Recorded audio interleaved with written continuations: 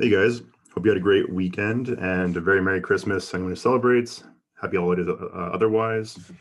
And yeah, another short week in the market up ahead. So we're going to be having a 3.5-day week again this week. Same deal as last week. Thursday, half day, Friday, market is closed. And I want to start off by talking about Square because it's a great way to play the recent rally in Bitcoin, right? Given that Square purchased, I believe it was $50 million worth of Bitcoin back at around 10,000 per coin. And, even though the rally has been kind of crazy of late, a lot of people have missed it. And a lot of people are asking me about investing in Bitcoin after it's already rallied off of that, level of 10K or so. And it's kind of funny to me. I see bubbles brewing when I see people, asking about buying an asset after it's already doubled or tripled in value in the span of a few months. So I think the safest way to play it would be using options on Square or even, Riot blockchain, for example. There are a few other tickers that you can use as well. Obviously, do your own research. There's the Bitcoin trust as well. But Square, I like because they're an actual business that actually makes money. So I don't mind, taking plays or stabs using options on Square. So looking at Square right now, you can see last week we hit an all-time high again at 243, and I expect us to keep on putting in new all-time highs as Bitcoin rises higher and higher, right? So looking at the option chain for the coming week, we can see that the expected move is roughly $10 in one direction. Keep in mind it's a short week again, right? So the upside on Square this week would be around 240. Downside would be around 218 or so. And that's just for this coming, sorry, it's Thursday, not Friday, right? Thursday is the 31st, right? Looking at the 8th, which is the week after that, the expected move is around $20 in one direction, right? So upside is 250 right over here, and downside is 210-ish, right around here again, right? And as it rises and breaks out of that, it broke out pretty hard from those March lows, obviously, and it's been running all year really, but it keeps on putting in higher highs and higher lows as well, right? So support now is around 200, heavier support. And on any pullbacks, it's not a bad idea to grab some call spreads. Right now, the IV is more elevated. It's at 52%. The historical is 46%. So looking out, a few months, if you wanted to keep on playing the Bitcoin rally, you can look at like February or March, for example, and use those time frames. If you look at March, for example, you might look at perhaps here's the option chain over here, perhaps the 240, for example, like 270 call spreads, right? Because if you do that, you have nice asymmetry of risk, right? So you buy the 240, you sell the 270s, right?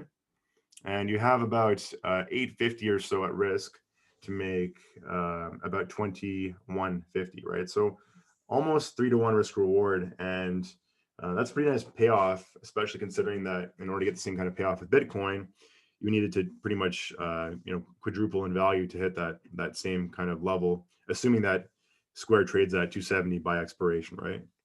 Keep in mind you're paying for an earning report here as well, so there is a binary event in between expiration and now that could cause the stock price to fall or pop. Depends on what happens with the earnings report, right?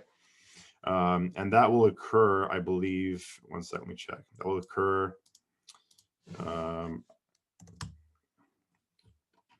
around February 5th week. So you can trade before that if you want to as well, but I prefer to have more time on these short-term trades. So that's Square. If you're looking at Riot blockchain, which a lot of people are discussing right now too, that has rallied pretty heavily the last few weeks. Again, on Bitcoin's ascent, so you can see that it was trading for around $4 for a while, and now it's at 13 and change. It hit a high of almost 16 last week, and given that Bitcoin's rallied over the weekend, you can see it potentially push to that 16 area again, maybe even higher, right? And so again, the reason why I'm discussing this is because a lot of people want to trade Bitcoin now. A lot of people don't have accounts open with these coin exchanges to actually trade the asset itself. So you might want to trade it vicariously through the options, right? So looking at like Riot blockchain, there's also Mara as well, I believe. But looking at Riot blockchain, for example, let's say you want to trade upside on Bitcoin using Riot, you can do a simple call spread at the money. So you buy the $13 call option for January 15th, and then you could sell perhaps the the $18 call option if you wanted to for the same expiration date. Now you're risking about $1.20, right? You're doing a 5 wide call spread here, so your maximum gain would be 5 minus $1.20, which is 380.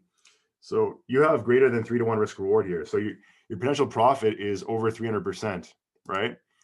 And think about that from the perspective of, if you were to buy Bitcoin right now, in order to achieve the same kind of return in this time span, it would have to go to over $100,000 by January 15th to achieve that same kind of reward, right? So your risk reward here is much, much more favorable than buying Bitcoin itself as an asset, right? Obviously, you're buying a corporation that owns Bitcoin versus buying the asset itself. But at the same time, if you're going to achieve the same result, why not have smaller risk versus having larger risk, right? Why risk, for example, 27 grand on one Bitcoin? Obviously, you can buy, Satoshis instead, which are the fractions of a Bitcoin. But why not trade the options instead, which have a higher probability of profit, assuming that it goes to the upside, right? Bitcoin goes higher and higher, right? And some are calling for 33, 35K in the next couple of weeks, which is possible. Obviously, we've seen a massive rally of late, but as more money pours into it, you can see it go higher and higher and higher. And obviously, manage your risk well, because it is a volatile asset and these things can fluctuate very, very rapidly. But that being said, the asymmetry of risk on a trade like this is pretty favorable, right? Again, your break even on the trade would be 13 plus $1.20, so it'd be 14.20, and basically you have upside to 18, right? So if it goes over 18 in the next 2.5 weeks or so, you're making 300 and some odd % return on your trade, right? Obviously, do your own research and analyze it from your own perspective. I'm just giving you guys ideas here based on the questions I'm receiving, and a lot of questions are coming in around Bitcoin, right? So Square and Riot are how I would play it. Probably Square, again, you have a more broad portfolio of assets in that company, and they're actually already profitable. Riot is a more speculative asset that's holding a bunch of Bitcoin, right? So going from there, we'll go to a more mainstream corporation, and we'll start focusing back on Aapl, right? So Aapl actually had a nice little week last week, and the news broke that they're going to be potentially launching their Aapl car as soon as I believe it was 2024, I think it was, that I was reading. So that caused a lot of different stocks like Quantumscape, for example, QS, which makes batteries, EV batteries. They had a massive week again. They ran up from around 70 last week, the week prior, sorry, up to a high of 130. So almost doubled in the span of a week, right? There's also Lazr, right, which we'll discuss later on too. They do LiDAR, and so they had a nice big run up from that 25 area up to a high of almost 40 last week again, and then they pulled back. And there's also Vldr, which is Velodyne Technologies, right? And they do LiDAR as well. As you can see, all these stocks had massive rallies on the news that Aapl was going to try and have their car out by around 2024, right? So keep an eye on these names, right? Because they are very, very momentum mover stocks, but at the same time, you can swing trade them, you can scalp them, and there is some good asymmetry of risk in some of the trades depending on what you're doing. I prefer to swing trade them and scalp them, and then perhaps if you make some profit on your positions, you can buy some longer term stock if you wanted to and sell covered calls, or you can buy in the money leaps and sell covered calls and do a per month covered call if you want as well, right? So just some ideas again. That's VLDR, LAZR, and QS. QS is a battery maker for EVs. VLDR and Lazr are both LiDAR companies, right? So interesting ideas right there. And then looking at the actual asset of Aapl itself, again, which is my original point, you can see that it's breaking out of this wedge formation over here to the upside. It's forming higher highs and higher lows as well. And it looks poised to push that all-time high of around 138 in the near term, right? Their AirPods Max have been selling phenomenally well. Their iPhones have been selling phenomenally well. They're firing on all cylinders here, right? So this is an asset I'm happy to own for the next year or so, and actually do have leaps on it as well for next January. But looking at the moves for the week ahead, we can see that for the coming week, the expected move is 2.7%. Upside is 135.56 and downside is 128.42. And the potential move for the week is 3.7%. So the upside would be 136.88 and downside would be 127.10, right? So looking at those possible moves for the week, that takes us right near the all-time high of 138, right? Again, I think playing it longer term is the wiser decision because it's harder to time the weekly moves here. And if you have a thesis that Apple's going to push new all-time highs in say the next month, for example, going out a month instead of buying for Thursday's expiration, which is only 3.5 days away, is a more prudent move from a risk management standpoint, right? You have more time, you have more opportunity for your thesis to transpire and therefore make a profit on your trade versus trading a short-term expiration date that may or may not pan out and could leave you with 0% overall of whatever you put in, right? So keep an eye on that. Again, I mentioned the deep in the money covered calls. Deep in the money call options, right, that expire a year out, for example. And that's a way of trading the stock synthetically without actually buying it, right? So you can see over here, again, what I mean by that, if you're trading Aapl, is looking out to January 2022, right, which is about a year away from now, you can buy the $100 strike call options right now for about $39, right? The current price of the stock is 132. So your break even on this trade is 100 plus 39 is 139. So you're paying $7 of extrinsic value, right? But then keep in mind that you can sell an out of the money call option against that position, assuming you're trading in a margin account, right? And that can offset some of that extrinsic value, right? So for example, you might buy the 100 strike call option on Aapl for January 2022, which is about a year away, right? Your break even is 100 plus 39, so 139. Therefore, you want to sell your shorter term call options against it above your break even strike, so above 139. So you might look, for example, at January 15th expiration, right? See how much premium is there. And it might not be a lot, right? Like for example, the 140 strike gives you about $1.80, not really that much juice to squeeze there. You might look a month further. Keep in mind, this takes you past earnings, so you need a lot more premium there. But here you go. You get, for the 150 strike, you get about $2.80, right? Keep in mind, it is 2 months until expiration, right? So this would reduce your extrinsic value on your LEAP contract, the January 2022 call option, right? From $7 down to around $4, right? And now your break even goes from 139 down to 134. Or sorry, 136, right?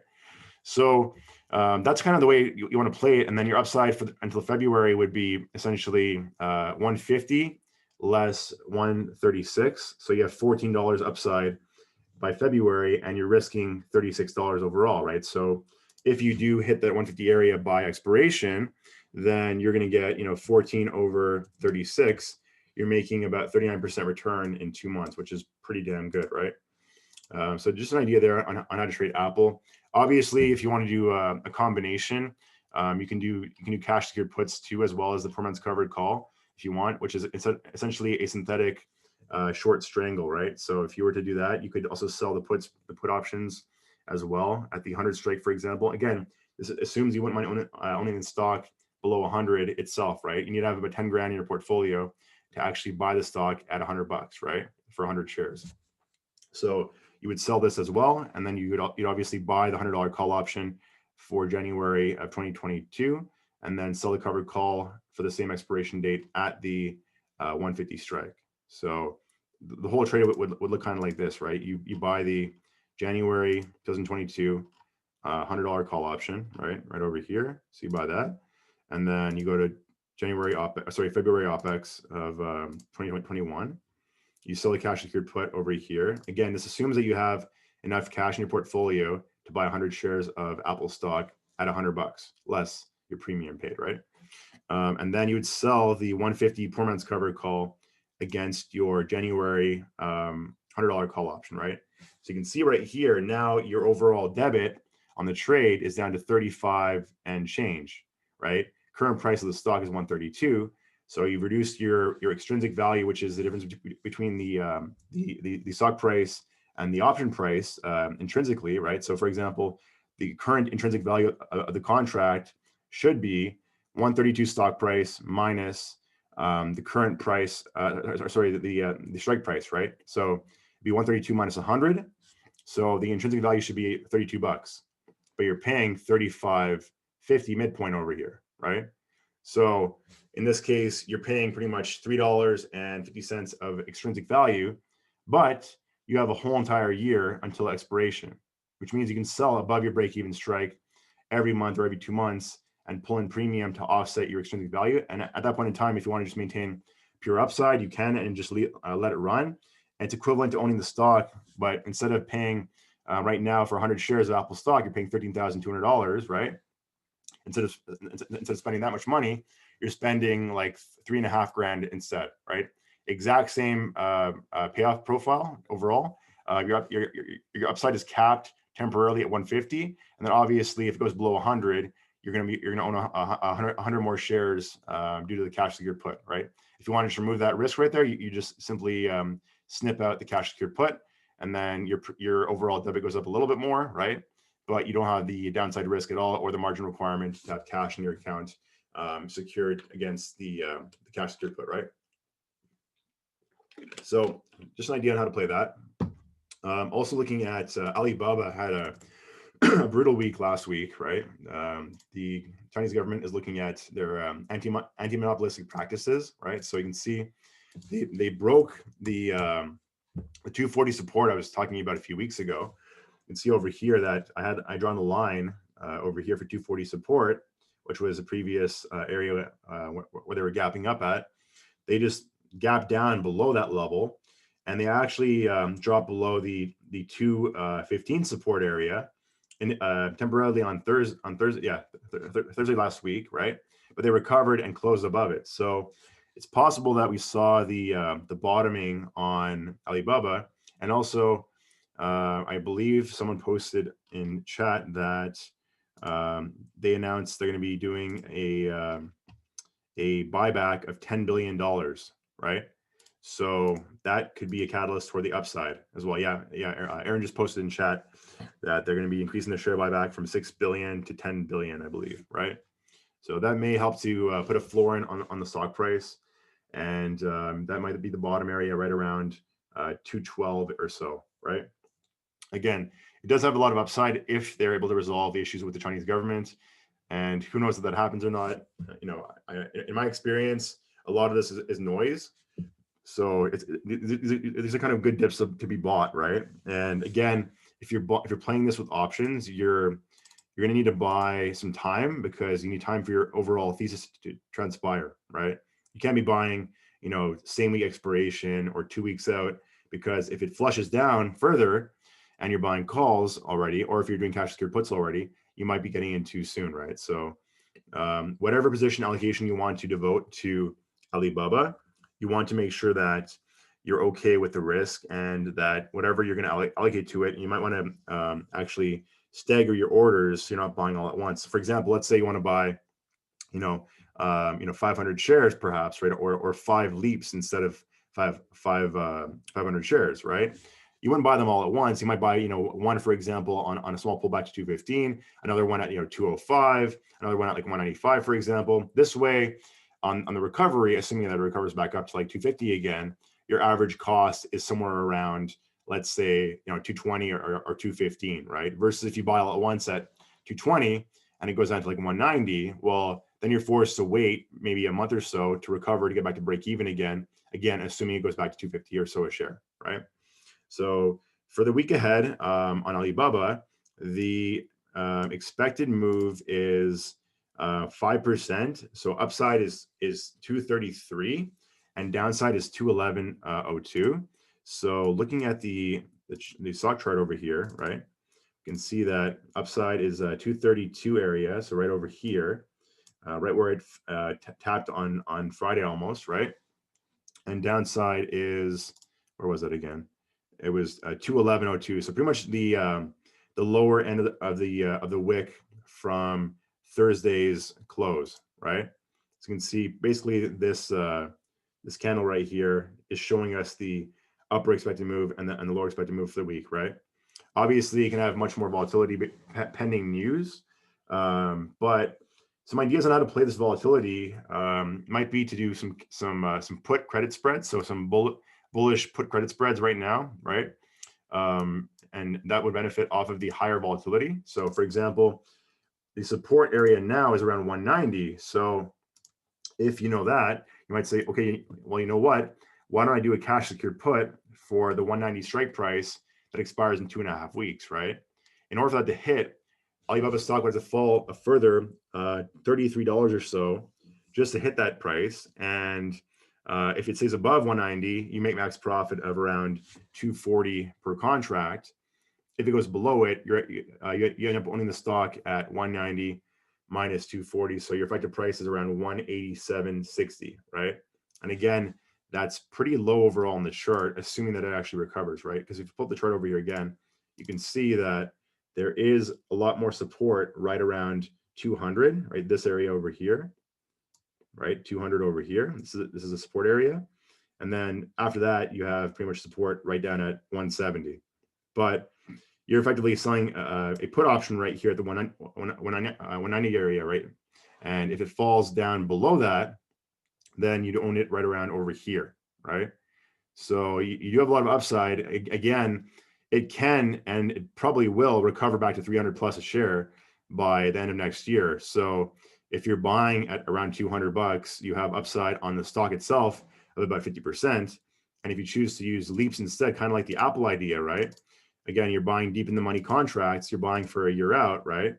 If you look at the January 2022 contracts and look at the perhaps 170 strike has a lot of extrinsic on it, right? Again, because of the high IV, there is a bit of risk here, but again, you can offset it by selling the shorter term contracts above your break even, right? So you might say, you know what, I'm going to buy the 170 strike call option that expires in 1 year from now, right? And you're paying about $70 for that one contract there. So you're paying about 70 grand to control 100 shares of Alibaba. Well, it's actually about 80 shares given the delta over here. But for our purposes here, let's say 100 shares, right? And so basically your break even is 170 plus 70 is 240, right? So your break even is 240, which means that in order to sell premium, you got to sell above the 240 strike area, right? So if, for example, you go into January 15th OPEX, right, which is 2.5 weeks away, and you sold perhaps the 245 strike call options against your leaps, right? In this case, you would sell these over here and pull in about 350 a premium. Again, I would prefer to wait for a little pop up in the stock price before I actually sold premium against my leaps. I prefer to be patient and sell when the premiums are higher, not when they're lower, right? But again, in this case, you're pulling in about $3.50 over here, and you're lowering your overall debit down by that much as well, to the point where your break even is now 170 plus about 67 or so, or 66 or so, which means your break even is now 236 or so, right? So and the stock price was trading at a high of, I think it was 231 on Thursday last week, right? So keep that in mind too, right? And that's how I play Bubba pretty much. Obviously, just avoid these shorter term expiration dates because again, they can really burn you fast. There's a lot of premium, like you can see right now, for example, for Thursday's OPEX, which is only 4 days away. You can see that, buying, for example, the 240 strike. I mean, the asymmetry risk is great because if it recovers back above 250 by Thursday, you're making 1,000% return there, right?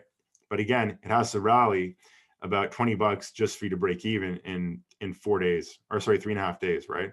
Because it's Monday, Tuesday, Wednesday, Thursday half day, right? So just some ideas on Alibaba there, obviously. Next, we'll move to Microsoft, which actually was breaking out on last week as well. So again, you can see that it's breaking out of this pattern overall over here. You want to see it push heavily above 230 area, and then we can see some steam toward 250 perhaps, right? Again, you can use the same strategy with that I mentioned with Aapl, deepen the money call options if you wanted to for a year out as a synthetic position on the stock, because I do believe that Apple, Salesforce, and Microsoft are the better investments to hold on to in the year ahead, given that they're already profitable, they have good balance sheets, and their businesses will keep on growing versus piling into more speculative assets, which may or may not be higher 1 year from now, right? So it's a safer approach. It's a more steady approach. It might not result in 1,000% gains, but could you make perhaps double your money in a year? Yeah, of course, right? Moving on to Salesforce as well, which I mentioned prior. Salesforce is now pushing back up toward that gap fill at 241.35. I expect that to be filled probably in the next few weeks before earnings come out, and earnings are out, I think, late January. So again, same idea with Apple and Microsoft. Again, they deepen the money call options. You need poor man's covered calls if you want to as well. That's a good strategy to use. And I actually have a video on that that I went more in depth on a few weeks ago on Salesforce, right? So if you want to watch a more detailed discussion, just go and watch that video. And I have a lot of ideas on how to trade the stock longer term, right? What else for the week ahead? Otherwise, we have AMD, Amazon. Those names have been interesting too. So looking at AMD, right, we can see that it's now consolidating above 90. So your support areas, let me just get rid of these lines over here, right? Your support areas are now right around 90-ish, right? That's your new support area. So you want to be going along around 90-ish and perhaps selling or fading it around 95-ish, maybe 97, right? As it approaches new all-time highs, because until it actually breaks that all-time high and pushes toward 100, it'll probably bounce in this little range over here between like 90 and 97 or so, right? So keep an eye on that, and looking at the option chain on AMD. You can see over here that playing call spreads might be a better idea, because right now you can see the IV is 46%, the HV is 35%. So looking perhaps to February, and again, so this will take you past earnings, so you have more premium on your options. But at the same time, if you're doing, for example, an out of the money call spread, let's say you do 95, 105 perhaps, or even the 115 if you wanted to, you can find some pretty good asymmetry of risk overall. Maybe do the 95, 105. In that case, you're risking about 290 or so to make a maximum profit of 610, or sorry, 710, right? So you have greater than 2-to-1 risk reward, which is pretty good. Your break even is 290 on top of the the lower strike of 95. So your break even is 97.90, right? And your maximum profit is realized above 105, right? Yeah, that's probably the better idea on how to play AMD. For Amazon, so for Amazon, do that as well, right? One sec. Let me find where my chart go. Here it is. Okay. So for Amazon, it's still in this like wedge formation overall, right? You can see that it's really coiling up, and it's going to break either up or down. I do think it'll be to the upside with the big tech like Apple, Microsoft, Salesforce, those names. And you can see a shoot up to around the all-time high of 35, what was it, 35.52 area. So keep an eye on this as it coils up for that big move. A lot of consolidation in this little area right here the past few weeks. And I do expect us to see a move kind of like this one right here, where again, you can see that it kind of sat still for a few weeks over here, and then it broke up to the upside, and it moved about 10% or so in the span of about 2 weeks. So if that occurs, you're going to see a similar move to around 35.50, maybe even like 3,700 perhaps.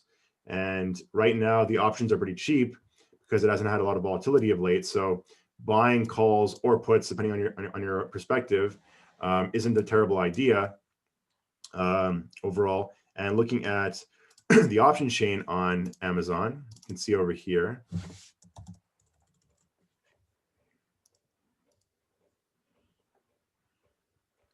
Yeah, Frankie just said as well that Amazon's probably going to post a killer quarter, which is true, given the holiday season and all people that are ordering on Amazon, right? You know, I'm seeing packages everywhere pretty much right now. But in addition to that, their AWS should be killing it as well. So looking at the option chain, so first of all, for the week ahead, the expected move is only 2.2%. So upside is 32.42, downside is 30.99. And the potential move for the week is 32.68, downside 30.74 area, right? But looking out to past earnings, right? You're paying a lot of premium, obviously, and there's a lot of risk on a more binary event if you're playing earnings. But if you want to own the stock synthetically, again, I kind of like the strategy because you're not paying a lot of overall extrinsic value on the contracts right now. Like, yes, overall you're paying about 10 grand of extrinsic over here on this one contract. But if, for example, you decide to do a call spread instead, and maybe you think it's going to go to 3,500, right? You might do for example something like long 3,300, right? So out of the money, so you buy that and then sell 3,500, right? And in this case, now your debit is about 5,700 or so. So yeah, so 5,700 bucks, and your maximum profit is 200 minus that amount. So your maximum profit would be 10,000. Sorry, it would be 14,300 maximum profit on 5,700 bucks risk, right? And your break even again is your long strike plus your debit amount over here, right? Obviously, it's still a very rich spread to take on for most people because putting 5K and change into one option isn't feasible for a lot of people. But again, I'm just giving you guys ideas here, right? Otherwise, looking at the more momentum stocks right now, like Palantir, for example, I've been loving their consolidation in this range over here. And let me pull up the chart, 3 months. Yeah, so you can see the 3 months chart over here. It's now consolidating, and it has a similar formation, right? You're seeing that these higher lows, right? So you tap right there, tap right there, tap right there, and it's forming higher lows, and it's also kind of consolidating in this little range between 25 and like 28 or so, right? Or 20, 29 or so.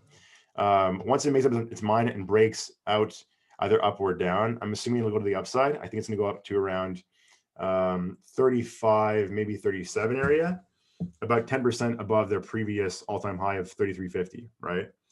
So that's what I'd be targeting a few months out.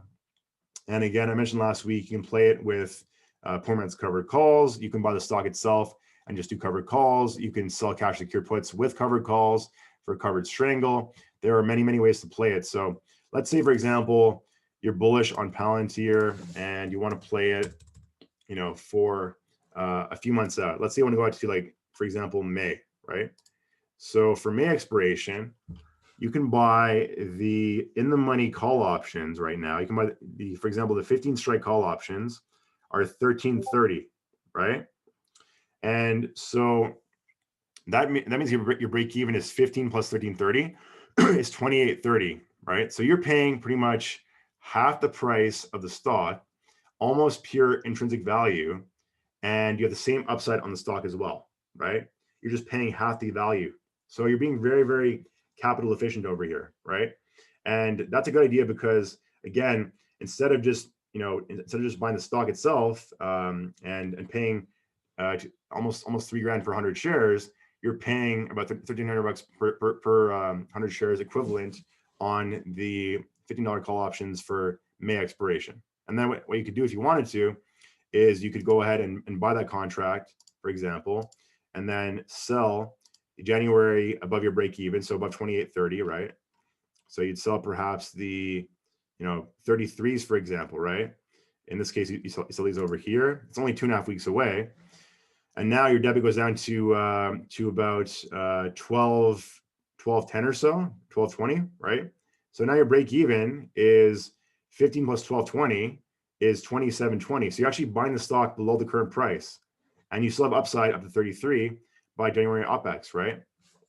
So your upside is 33 minus 27 and change, about $6, and you're risking right now 12. So if you make your max profit, you're doing 6 over 12. You're making about 50% return in like 2.5 weeks, assuming it tops that 33 area and closes above it for OPEX, right? For January OPEX, right? And if you wanted to combine that with a poor man's, the cash secured put, right? You can do the same thing, but again, not a lot of premium out of the money right now, right?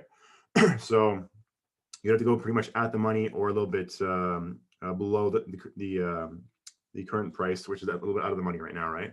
So you can, for example, go down to like 24 if you want, or 23, but then that adds more risk because now you have the obligation to buy 100 shares if it goes below 23. So you'd actually be down over here, and you may be down as well on your call option for May too. So I think it's probably better just do a 4 months covered call and call it at that if you're bullish. Obviously, if you're bearish, there isn't that bad of asymmetry of risk on the downside. I mean, for example, you could do like a 22, 19 put spread for like 30 cents, and your maximum upside is 270. So you have almost 1,000% return on that possible trade, but it needs to fall down to 19 in the next 2.5 weeks, right? So, but looking at the week ahead, just for their expected moves on Palantir, right? The expected moves on Palantir are 7.3% in either direction. So upside for Thursday expiration is 29.77. Downside is 25.69. And the potential move is 10%. So upside would be 30.50 and downside would be 24.96, right? So looking at that as well, and I'll pull the chart up again. Sorry, I didn't have it up there. One sec. Here it is. So again, your upside is around 30 over here. Downside is around over here, right? For the week ahead. But I think that they'll push that 35 area in pretty short order, pending. Obviously barring a broad market pullback, right? So again, just more ideas here, right? Looking at the Chinese EVs now too. So Nio, right? Nio had a consolidation week last week. It's in this little range right here between pretty much 50 and 45. And it appears to be trying to make a new uptrend overall over here. So I want to look for it to break that 5250 area in the next couple of weeks. And again, heavy support at 40. There's a lot of premium in Nio too. So cash secured puts are probably a better way to play it, right? So you can see that with cash secured puts overall over here, right? For example, you can do 40 strike for January 15th, and you're getting about $1.90 or so in premium. Right? That's a lot of premium to take in, right? So not too bad at all overall. And for the week ahead, the expected move on the stock is 7%. So upside is 49, downside is 42.50. And looking at the monthly OPEX for January 15th, right? The upside would be around $10 to the upside. So you'd have an upside of around 55 or so from the current price. Downside would be around 37 or so, right? Or 36 or so, right? And then looking at Xpev as well, right? Which is one of their competitors, same sector. Let's look at Xpev, right? They all have similar chart formations, right? So you can see over here, similar chart formation again, right? Heavy support at 40. And upside would be around 50 in short term, which might be the resistance area. So pretty much you want to sell off at 50 area and buy around 40 area until it makes a decision and breaks either up or down, right? And again, for the week ahead on Xpev, you have the expected move would be, let me see, 42, about $3.20 in either direction. So upside would be around 45.20. Downside would be around 39.70 or so, right? From the current price. Again, the cash secured puts on Xpev, because of the immense amount of premium on them, are not a bad idea at all. Like again, for January OPEX, you could sell the 35 strikes for 83 cents, 40 strikes 52.50 or so, but you have a higher probability of being assigned because it's at the money right there, right? So there's that too. And then last one is Lee Automotive as well. I'll go over that. I'll go over Tesla before we break off because we're already 40 minutes in. So Lee, again, same idea, right? Supports at around overall now, it's actually broken and closed below that support area. So now support is down around 23 or so, right? So I would not want to go long on this until I see it hold this area, but now support is right around over here, right? And again, it's very, very weak too, right? So I wouldn't really do too much here on Lee right now. I would just sit and wait and watch. And then Tesla, last week it rallied back up again, right? You can see that, oh, that's the wrong ticker. It's probably the one people buy by accident, right? So 660 close on Thursday last week, not too far from their all-time high around 675. And they're still in an uptrend right now, but I do expect a nice pullback given that their S&P inclusion has already been priced in. I expect that this week will be the last week you'll see some nice gains on it perhaps. And then keep in mind, the first day of the new year is January the 4th, I believe, the first trading day of the new year. That's next week. And that's when I expect to see some profit taking after the year rolls forward, one obviously, because now capital gains will be deferred by an entire year if you're taking profits in January versus in December, right? So you might see a bit of a holding pattern for the next 3.5 days or so. And then you see next week a little bit of dumpage in some of these bigger names like Tesla, for example, or even Nio or whatever else people are holding that want to lock in gains on, right? So yeah, just some ideas on how to trade the market. Obviously, looking at the Russell again, that's my favorite short right now is the Russell, because you're seeing, you're seeing this crazy run it's had since end of October, right? So in pretty much 3 months or so, it's run about 32%. And this index is full of just absolute dog crap, right? Pure garbage companies. So I do expect a fast pullback down to around the 180 area in the next few weeks. I think you're going to see that happen after this week, probably in the next 2 weeks following that. That's what I would estimate would be the occurrence. And I mentioned last week, playing the butterfly put spreads 10 wide isn't a bad idea because of the extreme asymmetry of risk out of the money, right? You can get the crazy asymmetry of risk on that. Again, looking at that again, you can see that if, for example, you do, excuse me, January 15th OPEX, if you want to go, further out, you can as well. But if you're doing butterflies, you want to be doing short-term expirations, not more than 30 days. So, and you also want to be doing out of the money. So perhaps you do like the 190, 180, 170 if you wanted to in this case, right? So you buy the 190 strike put, you sell 2 of the 180 strike puts, and then you buy 1 of the 170 strike puts. And in this case, your overall debit would be about 80 cents, right? So you're risking 80 cents here to make maximum profit of 10 wide. So 920 upside. So you have about upside of about 1100% or so, right? And your break even is 190 minus 80 cents or 170 plus 80 cents, right? Those are your break evens right there, right? Obviously, if it breaks below your 180 strike, you need to be concerned about assignment risk, given that you're short 2 contracts and you're long 1 in the money. But cross that bridge when you come to it, obviously. And if you don't understand what I'm talking about in the strategy, then just maybe paper trade it and look at it and see how it evolves and unfolds, right? Because it is a more complex strategy, and it does take some nuance and some. It has a lot of nuance to it and a lot of adjustability too. It requires more experienced traders to trade it pretty well, right? Otherwise, guys, that's pretty much it that I'm looking at for the week ahead. I'm taking it easy for this week. I'm gonna be trading very much. I'll be in voice chat in the mornings, but otherwise, I guess if you have any questions, drop them below and I'll respond as I can. Obviously, if you enjoyed the video, hit the like button and subscribe and share it with whoever you think will find value in it. I appreciate that a lot. And otherwise, have a great week, I guess, guys. We'll stay on for Q&A, but I'm gonna cut the recording right here.